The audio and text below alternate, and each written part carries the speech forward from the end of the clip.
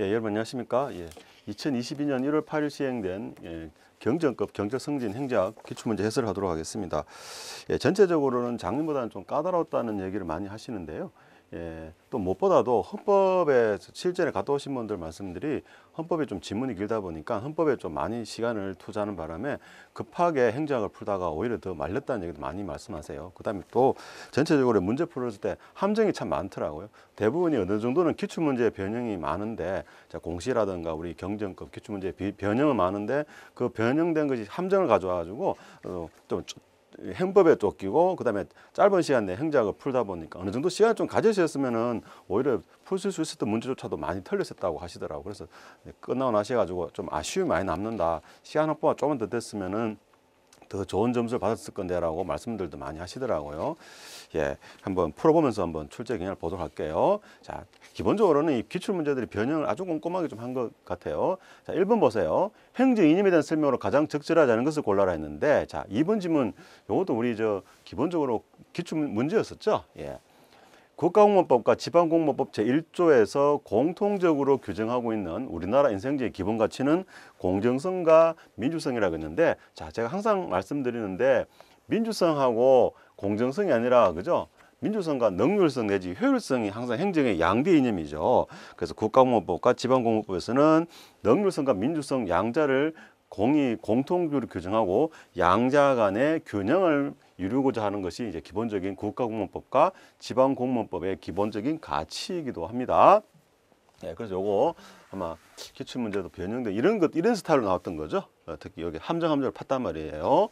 자, 1번 지문이 이제 민주성이 강조될 때 효과성은 제한될 수 있다. 자, 대표적으로 개발연대 시대, 여러분 알겠시겠지만 경제개발 5개년 계획 같은 시대에 경제성장이라는 국가 목표, 효과성을 달성하려고 하면서 국민들의 기본적 인권을 침해한 경우가 많았었죠. 민주성이 훼손된 거죠. 반대로 해서 하면 효과성을 위해서 민주성을 침해했던 것이고, 반대로 해서 하면은 민주성이 강조될 때는 자, 인권을 따지고 환경 문제 등등, 그죠? 노동권 이런 거를 강조했을 때는 오히려 경제성장의 목표를 저해할 수 있겠죠. 그래서 민주성이 강조될 때 효과성은 저하된다라고 할 수가 있습니다. 자, 나머지 2번 보실까요?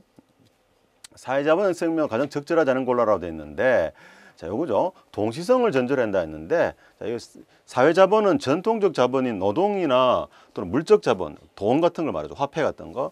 이런 것들은 우리가 노동을 지불하면 바로 뭡니까? 그 노동에 대한 대가를 가져오는 것이고, 우리가 돈을 빌려줬으면 바로 그 돈을 지불했을 때 그 돈에 대한 대가로서 물건을 구매한다든가 이렇게 바로바로 가져오잖아요. 우리가 동시성이라고 그러는데, 사회자본은 그런 것이 아니라 언젠가는, 그죠? 보답을 받을 것이다. 난 다른 사람을 도와줬어요. 길 가던 할아버지 할머니가 위험에 처했을 때라든가 또는 곤란한 일을 겪으셨을 때 우리가 도와줬다. 하여튼 당장에 도움 받고자 하는 건 아니죠. 언젠가는 나도 나이가 들었을 때 젊은 사람이 나를 도와줄 것이라는 나름대로 믿음, 또 공동체 정신, 이런 걸 강조하는 거죠. 그래서 언젠가는 보답을 받을 것이라는 그걸 위해서 공동체를 위해 봉사하는 거죠. 그러다 보니까 언젠가는 일을 했기 때문에 동시성을 전제로 하지는 않습니다. 모두 빈출 지문이죠. 자, 3번 지문 볼까요? 환경오염 관련된 외부 효과에 대한 설명으로 가장 적절하지 않은 골라라고 되어 있는데, 외부 불경제 해가지고 이런 등등 우리 다 기본적으로 다 했던 내용들이죠. 1번, 2번, 3번. 자, 그다음에 코드 정리의 경우는 거래비, 특히 이런 문제들 크게 존재한다. 이런 뭔가 좀 답이 있다라는 냄새가 나죠, 그죠? 예, 크게 아예 코드 정리는 소유권이 명확하면은 참여자들 간에 자발적 협상을 해라. 그리고 협상하는 과정에서는 어떤 거래 비용에는 존재하지 않는다. 자, 거래 비용이라는 거는 감시 통제 비용이라든가, 자, 우리 아시죠? 감시하거나 통제하는 비용, 또는 상대방이 어떤 사람인가를 알고자 하는 정보 획득 비용 같은 것들, 이런 것들 우리가 거래 비용이라고 그러는데, 이런 비용은 존재하지 않고 오로지 두 주체들 간의 협상을 통해서 문제를 해결하는 것, 이거 우리가 코 정리라고 합니다. 그래서 크게 존재한다. 이게 틀린 지문이고, 이런 것들 이제 문제력 푸시면서 앞으로 여러분이 이런 냄새 나는 걸 잘 찾아내셔야 됩니다. 특히 이제는 현직뿐이 아니라 교수 출조로 이제 현직에 있는 교수들 출조로 바뀌었잖아요. 그러면서 이런 사람들이 문제가 좀 단순해요. 오히려 논리성을 따져보면 오히려 찾기가 쉬울 수 있습니다. 힌트가 많이 들었습니다. 그러니까 그거를 찾아내시기 바랍니다.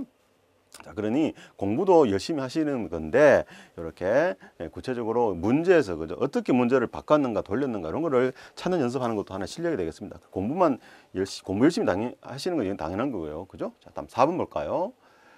정부 실패 설명 가장 적절하지 않은 골라라 되는데, 자, 이거 보세요. 파레토 효율을 달성하기 어려운 경우는, 파레토 효율을 달성하기 어렵다. 이거는 정부 실패가 아니고 뭐죠? 예, 시장 실패죠. 예, 시장 실패. 이렇게 단어를 살짝 돌리는 거란 말이에요. 자, 이런 거는 간단한데, 그런데 시험장 가시면은 이게 안 보인다 그러시더라고요. 그게 참 억울한 거지.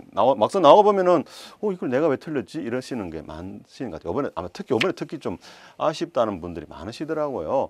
자, 5번 볼까요? 관료제의 이념형에 대한 설명을 가장 적절하지 않은 골라라 했는데, 자, 여기 뭐 겸직할 수 있다 했는데, 자, 관료제는 기본적으로 전문화와 그죠, 전임 또는 분업을 강조하는 거죠. 분업과, 자, 관료제의 키워드가 뭡니까? 계층제와 분업이죠. 분업이란 것은 오로지 하나 일만 하는 거지. 그러니까 겸직을 할 수는 없는 겁니다. 다른 일을 할 수 없고 겸해서 할 수 없고 오로지 분업, 하나의 업무만을 수행한다. 그죠? 나눌 분자, 하나의 업무만을 수행한다. 이렇게 된 거죠. 답은 1번이 틀린 내용이 되겠습니다. 자, 그 다음에 뭐 버튼 등등 이런 것들은 다 나오는 내용들이 되겠고요. 자, 다음 6번 문제. 탈신공 관료 설명 가장 적절하지 않은 골라라. 자, 포스트 NPM, 신공공 관료를 이제 비판하는 거니까. 그럼 뭘 고르면 될까요? NPM을 고르면 되죠. NPM의 키워드는 뭐예요? 경쟁, 성과, 고객 뭐 그런 거잖아요. 여기 키워드 경쟁 있네, 경쟁. 답 2번. 이렇게 찍으시면 바로 찍을 수 있죠. 예, 다음 7번 문제. 공익을 보는 관점에 대한 설명을 가장 적절하지 않은 골라라 했는데, 자, 실체설은 실체적 사익을 초월해 존재한다 그렇고, 과정설은 독자적 적극적 역할, 적극적 역할은 오히려 실체설이죠. 왜냐하면 초월해 존재하기 때문에 사익을 초월해 존재한다. 사익보다도 우위에 있다. 그런 거니까 그 공익을 실현하기 위해서 정부가 적극적 역할을 한다는 것이고, 자, 오히려 과정설은 타협과 조정의 과정을 거치죠. 과정설. 그러다 보니 국가 역할은 그냥 심판자 역할. 옆에서 이익 집단들끼리 사익 간의 타협과 조정이 잘 이루어지도록 질서만 잡아주고 감시만 해주고, 그죠? 적극적으로 개입하지 않는 걸 말합니다. 그래서 상대적으로 소극적 역할을 하는 거죠. 여기 보시면은 실제설은 보편성, 행정의 중심적 역할을 담당한다는 것이고, 그 다음에 과정설은 오히려 조정자 역할, 그죠? 조정자 역할만 한다. 나와 있죠? 자, 다음 8번 볼까요? 우리나라 규제개혁 프로그램 설명 가장 적절하지 않은 것. 자, 이 문제 아주 많은데, 아주 많아요. 많은데, 정작 답은 이거죠. 엄청 많이 나왔던 거 아닙니까? 규제개혁위원회는 국무총리가 아니라 대통령 소속이라 그랬어요. 대통령 소속. 자, 이거는 역대 대통령들이 규제개혁에 관심이 많으시죠.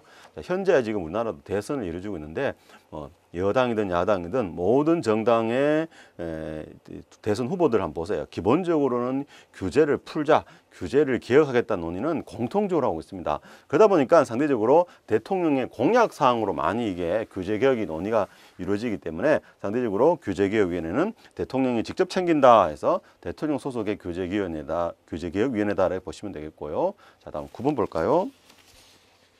정책 분석 과정에서 불확실성에 대처하는 접근법에 대한 설명을 가장 적절하지 않은 걸로 했는데, 자, 이거 보세요. 상황의존, 상황이란 말 자체가 상황에 따라서, 환경에 따라서죠. 그런데 여기 보시면은 외부에서 적용되는 배경, 환경보다는 내부겠죠. 그 틀린 질문이지 뭐. 상황이란 말 자체가 외부란 뜻이고 배경이라는 뜻이고 환경이라는 뜻이잖아요. 그건 이게 아니고 내부 걸 보겠다. 국어 자체가 틀린 내용이죠. 그래서 답은 1번이 틀린 내용이 되겠습니다. 자, 이렇게 국어적으로 푸시면 돼요. 자, 10번 문제. 킹던 정책의 창모형 했을 때. 자, 킹던 했을 때 시험에 제일 많이 나온 게 이거죠. 긴밀히 상호작용이 아니라 요 세 가지 흐름이 따로따로 흘러가다, 독자적으로 흘러가다가 어떤 계기, 뭐 트리거링 이벤트라기도 하고 트리거링 디바이스, 뭐 격발 장치 또는 어떤 사회적인 대사건들, 그죠? 빅 이벤트 등이 발생했을 때 우연히 만나게 된다. 그리고 창이 열린다. 그래가지고 우리가 이걸 정책의 창 모형이라고 그랬죠. 여기 나오잖아요. 세 가지 흐름이 특정한 계기를 바탕으로 결합한다 됐잖아요. 그건 이 말 자체가 뭐 여기는 긴밀히 상호작용하는 게 아니고 별도로 흘러다니다가 특정한 계기, 뭐 세월호 참사라든가 사회적인 대재난 같은 걸 계기로 해서 따로따로 다니다가 독자적으로 흘러다니다가 만다 이런 계기가 결합된다는 거죠. 야, 그래서 여기 보더라도 이미 2번, 3번 자체가 좀 뭔가 모순된 문장이니까 2번, 3번 중에 답이 있다는 걸 알 수가 있는 겁니다. 자, 다음 11번. 신엘리트형 무사결정 설명 가장 적절하지 골라라. 자, 이것도 어떤 분이 틀렸다 그러시더라. 미치겠다. 근데 이게 왜냐면은 엘리트론이잖아, 신엘리트론. 그런데 밀즈 엘리트론 맞죠? 헌트는 엘리트론 맞아요. 뭐가 틀렸냐라고 하는데 신엘리트론, 신엘리트론. 그죠? 이분들은 보세요. 고전적 엘리트 이론이 있었죠. 모스카, 파레토, 미켈스. 미국의 엘리트 이론 헌트와 밀즈가 되겠습니다. 그 다음에 바크라크, 바라츠가 신 엘리트 이론이잖아요. 그러니까 이분들은 신 엘리트 이론이 아니고 무사결정론하고는 관계없는 분이죠. 그래서 답이 4번이다.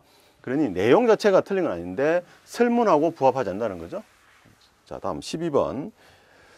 나카무라 스모로드의 정책 집행 위원회 설명을 가장 적절하지 않은 골라라. 이것도 제일 많이 나오는 게 이거죠.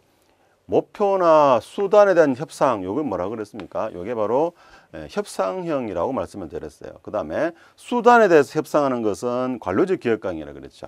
이런 것도 우리가 빈출로 봤던 내용이 되겠습니다. 자, 다음 13번. 전통적 델파이 기법에 설명 가장 적절한 걸로 했는데요. 자, 여기 평균만, 제가 항상 수업 시간에 말씀드린 것처럼 only란 단어가 뭐 무조건 답이다 그랬죠. 예, 응답을 통계뿐만 아니라 중앙값, 분산도, 도수분포. 도수분포라는 건 이런 거예요. 중학교 때 혹시 중고등학교 때 보셨죠? 뭐 얼마나 많고 이렇게 그래프로 그래가지고 하는 거 있잖아요. 그죠? 이렇게 한다든지 또는 중앙값이면 얼마냐. 자, 원래요. 평균하고 중앙값은 다른 개념이거든요. 중앙값은 일렬을 쭉 세웠을 때 가장 중간에 있는 값이 중앙값이고요. 평균은 꼭 중간에 있지 않을 수 있어요. 여기 있을 수도 있고 여기 있을 수 있고 이런 식으로 여러 가지 형태의 통계값으로 이 참여했던 참여자들에게 정보를 제공하는 거예요. 그래서 평균만 제공한다. 틀린 질문이 되겠습니다. 앞으로 이제 여러분 이렇게 뭐만 이런 게 나옵니다. 또는 뭐 아까 앞에 보신 거죠. 크게 뭐 있다 이런 식으로 뭔가 좀 지나치게 강조되고 어색한 느낌이 드는 글들은 대부분 다 답이 될 확률이 없습니다. 자, 다음에 나머지 내용들 또 그리고 나머지 내용도 다 아시는 내용들이잖아요. 14번. 경쟁적 가치 접근을 설명 가장 적절하게 골라냈는데요. 자, 이것도 보세요. 집단 공동체, 공동체. 그런데 합리적 목표. 여기서 말하는 합리라는 것은 경제 합리성을 말하죠. 경제 합리성이라는 것은 공동보다는 뭘 강조합니까? 개인주의를 주로 강조하는 거 아닙니까? 이렇게 푸셔도 돼요. 이렇게. 그죠? 안 맞다는 거죠. 네. 앞으로 이런 스타일의 문제가 많이 출제될 겁니다. 그래서 이제 왜냐면 현직 교수들이 이제 출제를 하다 보니까 교수들은 이런 뭔가 좀 논리지성 같은 거 이런 거 내용적인 모순 이런 걸 많이 출제하거든요. 예. 그래서 기본적으로 주제는 우리가 다 기출이라든가 그죠? 교재에 다 나오는 내용들이죠. 자, 다음 15번. 민츠버그 조직 성장 경로 모델 설명을 가장 적절한 것을 모두 골라보라라고 돼 있는데 자, 15번에 여기 답은 이제 1번인데요. 여기 보시면 우선 사업구조는 참모, 사업구조의 구조는 참모가 아니고 중간관리자 중심이고 참모 중심의 구조는 여기 해설이 있지만 에도크라시죠. 자, 그 다음에 이것도 보세요. 이것도 아마 우리가 기출문제죠. 요거 과흐름 내가 아니고 외에서라고 하죠. 외에서 발생하는 해가지고 아마 우리 저 기출문제에서도 몇 년 전에 한번 나왔던 문제입니다. 이렇게 해서 푸셔야 되겠습니다. 자, 다음 16번 문제. 학습 조직 설명 가장 적절하지 않은 건 뭐냐 했는데요. 여기 보시면은 자발적 학습해야 돼. 자발적. 스스로 학습해야 되는 거지. 이렇게 공식적으로 정규적으로 강제적으로 이루어지는 학습 이건 아니죠. 이건 전통적인 조직에서 이루어지는 거죠. 학습 조직이라는 것은 스스로 자발적으로 한다는 거 아닙니까? 시행착오를 거치면서 그렇게 했을 때 조직 구조 모두가 그 분야의 전문가 될 수 있다는 거죠. 그 다음에 또 제가 누누이 강조하는 거 이렇게 뭔가 보다는 이런 문제 나오면은 여기 답이 될 확률이 없다는 거죠. 그리고 자세히 보시면은 이 통계적, 이렇게 봅시다. 다음. 일단은 기본적으로 학습이라는 것 자체는 자발적 학습이 이루어진다는 것은 우리가 상식적으로 알 수 있다. 17번. 인간관계를 쓰면 가장 적절하지 않은 골랐는데, 자, 우리가 과학적 관리론과 인간관계론 자체는 아직까지 환경 측면 고려하지 못하죠. 인간관계론 여전히 폐쇄적 관점이다라는 거. 과학적 관리론은 구조 중심이고 인간관계는 인간 중심이었으면 생태론에 등장해야만이 외부 관계에 영향을 강조하는 거죠. 그래서 1번이 틀린 지문이고, 이건 잘 아실 거예요. 18번. 조직 구조의 기본 변수에 설명 가장 적절하게 골라냈는데, 자, 규모가 커지면은 어떨까요? 모든 것을 다 할 수 없으니까 어떻게 합니까? 분권화를 시키죠. 그래서 우리가 소규모 조직일 때 직권을 그냥 가지고 규모가 대규모 조직이 되면은 모든 것을 최고 결정권자가 일일이 다 수행할 수 없으니까 분권을 시킨다는 거죠. 그 답은 2번. 이것도 아주 중요 지문이라고 누누이 강조드렸었습니다. 자, 19번. 합리적 의사결정을 제약하는 요인을 설명 가졌죠. SOP라는 거는 그죠? 기존의 과거의 경험을 토대로 해서 만들어진 하나의 표준적인 운영 절차가 되겠습니다. 그러다 보니 새로운 환경의 변화에 적절히 대응하기 위해서는 전혀 다른 어떤 새로운 의사결정 또는 합리적 의사결정이 이루어져야 되는데 여전히 과거의 어떤 매몰 비용에 매몰된다는 거, 또 그죠? 주로 과거의 경험과 학습을 토대로 했기 때문에 어떤 합리적인 의사결정이 있음에도 불구하고 이 의사결정을 오히려 저해한다는 거죠. 그래서 SOP는 세상의 방법이다. 예, 틀린 질문이다. 오히려 합리적 의사결정을 제어할 수 있다. 자, 20번. 동기부여 내용을 쓰면 가장 적절하지 골라라. 솔직히요. 제가 이 해설을 하면서 뭐가 틀렸지 했어요. 솔직한 말로. 솔직하게. 이런 게 어려운 거야. 뭐가 틀렸을까요? 다 맞는 내용이잖아요. 근데 내용 이론이잖아요. 내용 이론. 그죠? 부름 이론은 과정 이론이거든요. 예. 요렇게 이제 분류해. 아까 앞부분에도 문제가 요런 안 있었죠. 그죠? 예. 이런 것들이 시험장 이게 왜냐면 급하게 풀어버리면은 예. 그냥 안 보시고 동기부여 이론 설명이 틀린 거구나 해가지고 그냥 일반적으로 쭉 푸시는데 틀린 내용이 없어. 그럼 당황하게 되는 거죠. 예. 부름은 과정 이론이고 나머지는 내용 이론 아닙니까? 자, 이런 식으로 해서 문제를 오히려 사람을 좀 황당하게 만드는 케이스의 문제가 아니었나 싶어요. 자, 다음 21번 볼게요. 공무원의 정책 중립을 완화한다는 주장이 논거로 가장 적절하다는 걸로 했는데, 자, 여기 보시면은 국민 전체 봉사자고 불편부당하게 직무활동을 오히려 공익적으로 객관적으로 된다. 이건 오히려 정책 중립을 더 강화한 주장이 논거가 되겠죠. 다음 22번요. 탄력근무제. 자, 탄력근무제라는 거는 여러분 아시겠지만은 뭐 여러 가지 재택근무 한다든지 또는 시간을 유연하게 유연근무를 한다든지 이런 것들이잖아요. 그러다 보면은 오히려 어떨까? 연계성이 저하될 수 있겠죠. 출퇴근 시간 다른 경우 생각해 보세요. 그죠? 나는 이제 출근하는데 아직은 저쪽은 출근은 돼 있어. 난 벌써 퇴근했는데 저쪽 아직 퇴근 안 하고 있다. 또는 나는 이제 열심히 일을 하는데 저쪽 벌써 퇴근해 버렸어. 그럼 어떻게 될까요? 업무 연계 힘들잖아. 그죠? 우리가 상식적으로 생각해도 업무 연계가 힘들다라고 볼 수가 있습니다. 자, 다음 23번 문제 볼까요? 가장 적절한 골라라 했는데, 자, 이런 문제도 보시면은 이건 확실히 아는 지문이잖아. 그죠? 공개 시험 했다는 거 당연히 2번 찍으시면 되는 거야.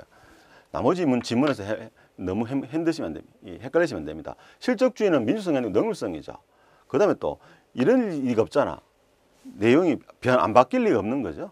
그 다음에 과학적 관련을 받으면서 방어적이 아니라 좀 더 적극적 개념으로 또는 여기 해설에 있는 것처럼 채용 후의 승진, 교육훈련, 보호수 같은 인사행정 전반적으로 이렇게 확장이 됩니다. 한마디로 변했다는 거죠. 자, 그렇게 해서 푸시면 이분은 명확하게 아시잖아요. 그죠? 그냥 아는 질문 있으면 그냥 찍고 넘어갔어요. 자, 24번. 대표 원래 설명으로 가장 적절하지 않은 걸로 했는데 관료 입직 이후에 재사회화는 어떨까요? 민수 낮추겠죠. 오히려 보시면은 2차 사회화라는 거죠. 2차 사회화가 이루어져 가지고 오히려 흑인들을 더욱 탄압하더라는 거죠. 더욱 억압하더라는 거지. 그래서 흑인에 대한 대표성을 오히려 낮추더라라는 거. 2차 사회화라는 것은 원래는 자기가 예를 들면 여기도 온 것처럼 흑인이라는 이유만으로 공무원이 임명이 됐는데 2차 사회화, 즉 공직에 들어와 가지고 공직의 내부 문화에 더 치중하게 되면은 오히려 흑인들의 한마디로 자기가 흑인일 때 어떤 자세, 태도 어떤 것들, 그죠? 문화 모른다는 거죠. 그러니까 뭐랄까 올챙일적 시절, 개구리가 올챙일적 시절 생각 못한다는 겁니다. 예, 4번이 틀린 질문이 되겠습니다. 자, 다음 25번 문제 한번 볼게요. 자, 계급제 설명으로 가장 적절한 것을 모두 골라보라라고 되어 있는데, 자, 니은 25번에 이제 니은을 답은 3번인데 니은은 여기 보세요. 보다는 문장 되어 있잖아요. 그죠? 계급제는 오히려 일반 행정가주를 취하죠. 그 다음에 직위분류제가 텔레식 과학적 관리법이 적용된 거죠. 실적제, 그 다음에 직위분류제, 그 다음에 텔레 과학적 관리론 세 가지가 동시에 같이 나왔다고 제가 말씀드린 적이 있을 건데요. 실적제하고 그 다음에 직위분류제, 그 다음에 과학적 관리론, 그죠?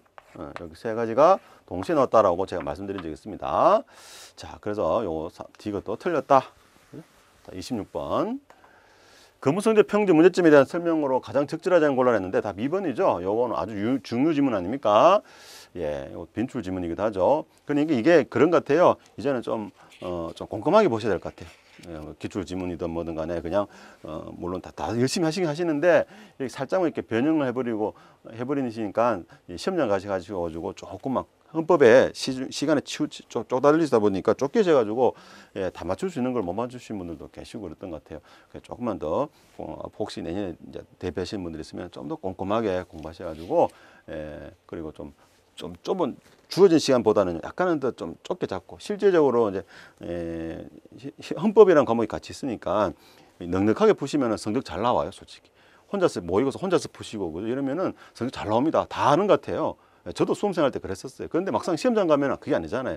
그 시간이 아니라 더 좁은 시간에 또 마음을 쫄아가면서 풀잖아요. 그러니까 그런 상황에서 좀 여러분이 문제를 푸는 연습도 조금 하실 필요 있다 말씀드리고 싶습니다. 27번 볼게요. 직무급 장점은 가장 적절하지 않은 걸로 했는데요. 자, 직무급은 여기 나오는 것처럼 우리가 잘 아시는 것처럼 직위분리제를 전제라는 거죠. 이렇게 연결을 시킬 수 있어야 되죠. 직위분리제는 직무급을 토대로 하고 있다. 자, 잘 아실 거야. 그런데 인사관리의 융통성을 강화하는 거, 이거는 계급제 논의자는 거죠. 자, 그러니 이제 문제가 약간 한 번 꼬은 거죠. 한 번. 바로 계급제나 직위분리제 물은 것이 아니라 직무급을 물어가지고 이거 직무급은 직위분리제를 전제한 거니까 이 문제는 직위분리제 중심으로 풀어야 되는구나 이렇게 해서 문제를 돌린 거란 말이에요. 이거는 그죠? 그러니까 이게 융통성 강화는 계급제 논인데 직무급은 직위분리제를 토대로 하고 있다. 그래서 답은 2번이 틀렸다. 자, 28번 자, 재량준칙인데요. 이것도 보세요. 룰이잖아, 룰. 뭔가 규칙 이런 거잖아요. 그러면은 여기 보시는 것처럼 재량권을 확대한다?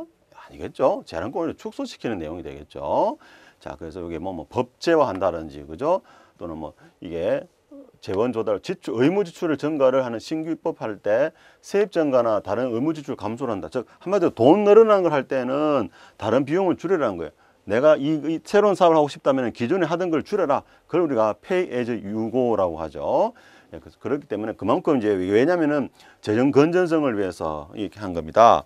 여기 나온 것처럼 뭔가 재정적 재정 운영에 제약을 가는 거 이런 거거든요. 그러니 룰이란 말 자체가 뭐 규칙 이런 거잖아요. 뭐 법칙 이런 거니까 오히려 재량권을 확대가 아니라 축소 이렇게 읽어내시면 되겠습니다. 자, 전체적인 느낌도 뭔가 좀 국가의 돈을 좀 엄격하게 쪼개겠다는 느낌 받으시죠. 그러니까 재량권 확대 뭔가 탁 오시는 거죠. 29번 볼게요. 조지시외선제도 가장 적절하냐고 골랐는데, 자, 조지시외선서를 왜 국회 예산정책처장이 제시합니까? 기재부 장관이 하는 거죠. 예, 그거 틀린 거죠. 제가 제명제 문제 나오면 항상 주체 문제, 주체가 누구냐 잘 보시라고 말씀드렸어요. 30번. 우리나라 예산성과금 제도 설명 가장 적절한 걸로 했는데 당연히 조직도 포함되겠죠. 이제 성과급이라는 자체가 특히 우리나라는 개인주의 문화가 아직 확립이 안 됐다 보니까 개인도 주지만은 조직 전체도 주기도 합니다. 그래서 포함이 됩니다. 자, 다음 31번. 자본재산제도 설명 가장 적절하자는 걸로. 자, 자본재산제도에서 가장 시험 많이 나온 게 이거죠. 인플레이션을 오히려 조장할 수 있다는 거죠. 그 적정한 재산제도가 아니라 오히려 인플레이션을 조장해서 재정 안정화를 저해할 수 있다라고 게 우리가 맞는 질문이 되겠습니다. 그죠? 적정한 제도가다. 이게 틀린 질문입니다. 32번. 예산 원칙. 자, 추경 예산은 본 예산이 있고 추경이 있으니까 그죠? 본 예산만 해야 된다. 예산 단일성인데 본 예산 이외에 또 하나 하는 거니까 단일성 원칙이 된 예외다 해서 추경 예산이 되겠고요. 여러분 잘 아실 거고. 33번 볼게요. 점정주의. 자, 요거는 보면은 경제적 과정이 아니죠. 정책 과정이 또 보세요. 보다는 문장 나오죠. 예, 보다는 문장 나오면 시험장 가시면 꼭 보셔야 됩니다. 말 그대로. 비교 문장 나오면 틀린 질문 많아요. 그래서 오히려 점정주의는 정책 협상이나 타협을 통해서 예산을 결정하는 모양이니까 정책 과정을 이해한다가 맞는 질문이 되겠습니다. 자, 34번. 우리나라 행정정보공개제도 설명 가장 적절하지 않은 골라라고 됐는데, 자, 포함 안 될 수가 없죠. 안 될 리가 없죠. 예. 34번. 그죠? 당연히 포함해야 되겠죠. 모든 국가의 공공기관, 국민의 세금으로 운영되는 모든 공공기관에 대한 기본적인 정보는 공개하라는 거죠. 자, 35번.